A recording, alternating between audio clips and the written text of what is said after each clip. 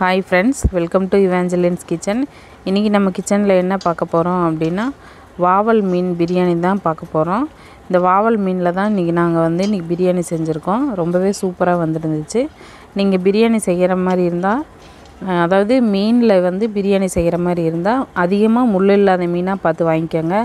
பாறை மீன், கொடுவா மீன், வஞ்சரை மீன், இந்த வாவல் மீன், இந்த மாதிரி மீன் நீங்கள் யூஸ் பண்ணும்போது நல்லா கெட்டியாகவும் இருக்கும், உடஞ்சி போகாது. புதுசாக நம்ம சேனலை பார்க்குறவங்களா இருந்தால் மறக்காமல் சப்ஸ்கிரைப் பண்ணிவிட்டு அப்படியே பக்கத்தில் இருக்கிற பெல் ஐக்கானை கிளிக் பண்ணிக்கோங்க. அப்போ தான் நான் போடுற வீடியோக்கான நோட்டிஃபிகேஷன் உங்களுக்கு உடனுக்குடனே வரும். வாங்க இப்போ வீடியோக்குள்ளே போகலாம்.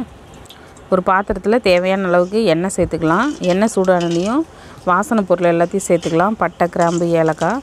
இது லேசாக பொரிஞ்ச உடனே நம்ம நீல வாக்கில் கட் பண்ணி வச்சுக்கிற வெங்காயத்தையும் இது கூட சேர்த்துக்கலாம்.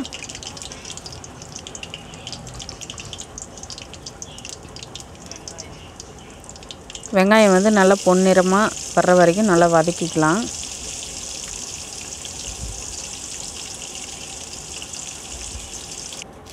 வெங்காயம் நல்லா வதங்கிடுச்சு. இப்போ கொத்தமல்லியும் புதினாவும் சேர்த்துக்கலாம்.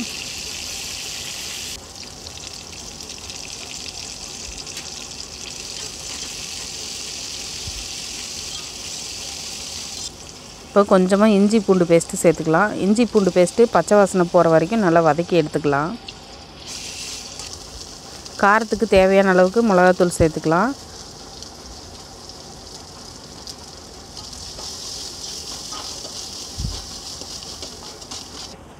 கூடவே 2 பச்சை மிளகாயும் சேர்த்துக்கலாம்.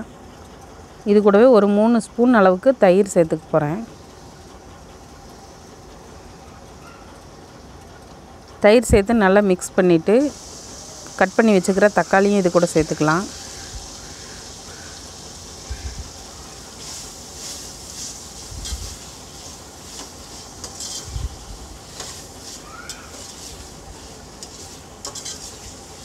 தக்காளி நல்லா வதங்குறதுக்காக கொஞ்சமாக உப்பு சேர்த்துக்கலாம்.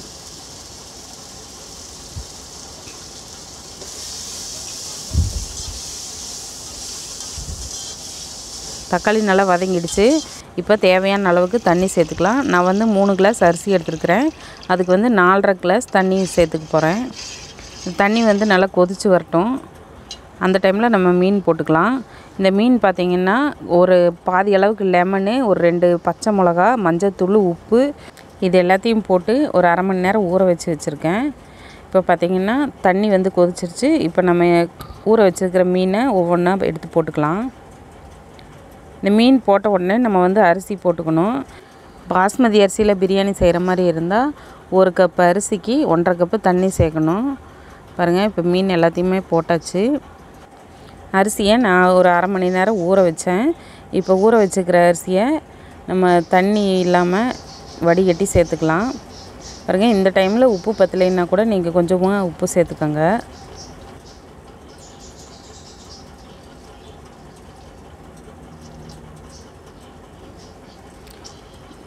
நம்ம மீனில் பிரியாணி செய்கிறதுனால கரண்டியை போட்டு அடிக்கடி கிளறக்கூடாது. இப்படி லேசாக ஒரு வாட்டி களைச்சி விட்டுட்டு இப்போ மூடி போட்டு விட்டாச்சு. பாருங்கள், ஒரு 10 நிமிஷம் கழித்து திறந்து பார்த்தா கொஞ்சம் தண்ணி இருந்துச்சு. இப்போ நான் மறுபடியும் மூடி போட்டு வைக்க போகிறேன். மூடி போட்டுட்டு தம் வைக்க போகிறேன். இது ஒரு 10 நிமிஷம் சிம்மில் வச்சுட்டு 20 நிமிஷம் கழித்து ஓப்பன் பண்ணிக்கலாம். பாருங்கள், 20 நிமிஷம் ஆயிடுச்சு. பாருங்கள், மீன் உடஞ்சி போகாமல், சாதமும் குலையாமல் நல்லா உதிரி உதிரியாக வந்திருக்கு. நீங்களும் இதே மாதிரி உங்கள் வீட்டில் செஞ்சு பாருங்கள். மீன் பிரியாணி நீங்கள் செய்கிற மாதிரி இருந்தால் மறக்காமல் உப்பு, லெமன், மஞ்சத்தூளில் மீன் கழுவிட்டு ஊற வச்சுருங்க. அப்போ தான் இந்த மீன் கவுச்சி பிரியாணியில் தெரியாமல் இருக்கும். இதே மாதிரி நீங்களும் உங்கள் வீட்டில் செஞ்சு பாருங்கள். செஞ்சு பார்த்துட்டு எப்படி இருக்குதுன்னு கீழே கமெண்ட் பண்ணுங்கள். இந்த வீடியோ உங்களுக்கு பிடிச்சிருந்ததுன்னா லைக் பண்ணுங்கள், ஷேர் பண்ணுங்கள், கமெண்ட் பண்ணுங்கள். மறக்காமல் Evangelin's கிச்சனுக்கு சப்ஸ்கிரைப் பண்ணிவிட்டு அப்படியே பக்கத்தில் இருக்கிற பெல் ஐக்கானை கிளிக் பண்ணிக்கோங்க. அப்போ தான் நான் போடுற வீடியோவுக்கான நோட்டிஃபிகேஷன் உங்களுக்கு உடனுக்குடனே வரும்.